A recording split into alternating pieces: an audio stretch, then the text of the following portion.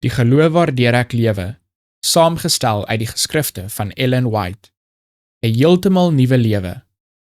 Dat julle, wat die vorige lewenswandel betref, die ou mens moet aflê, wat deur die begeerlikhede van die verleiding te gronde gaan, en dat julle vernuwe moet word in die gees van julle gemoed, en julle met die nuwe mens moet beklee, wat na God geskape is in ware geregtigheid en heiligheid.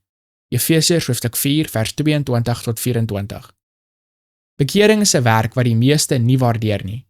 Dit is nie 'n geringe saak om 'n aardse, sonde liefhebbende gemoed te transformeer en dit te laat verstaan die onuitspreeklike liefde van Christus, die bekoring van sy genade en die uitnemendheid van God, sodat die siel deurdrenk sal wees met goddelike liefde en betower sal word deur die hemelse geheimenisse nie. Wanneer hy hierdie dinge verstaan, lyk sy vorige lewe walglik en haatlik. Hy haat sonde en breek sy hart voor God en omhels Christus as die lewe en vreugde van die siel. Hy verwerp sy vorige plesiere. Hy het 'n nuwe gemoed, nuwe liefdes, nuwe belangstellings, nuwe wil. Sy smarte, begeertes en liefde is alles nuut.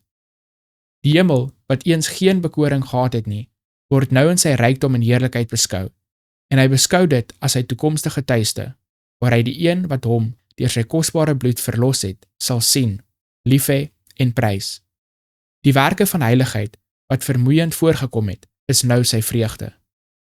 Die woord van God, wat vervelig en oninteressant was, word nou gekies as sy studie, die man van sy raad. Dit is soos 'n brief wat van God aan hom geskryf is, met die inskripsie van die ewige. Sy gedagtes, sy woorde en sy dade word na hierdie reël gebring en getoets. Hy bewe vir die bevele en dreigemente wat dit bevat, terwyl hy die beloftes daarvan stewig vasgryp en sy siel versterk deur dit vir homself toe te eien. Wanneer die transformerende genade van Christus op die hart is, sal hy regverdige verontwaardiging besit neem van die siel, omdat die sondaar so lank die groot verlossing wat God vir hom voorsien het, verwaarloos het.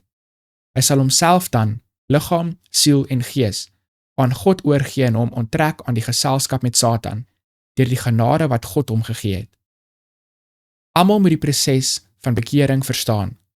Die vrugte word gesien in die veranderende lewe.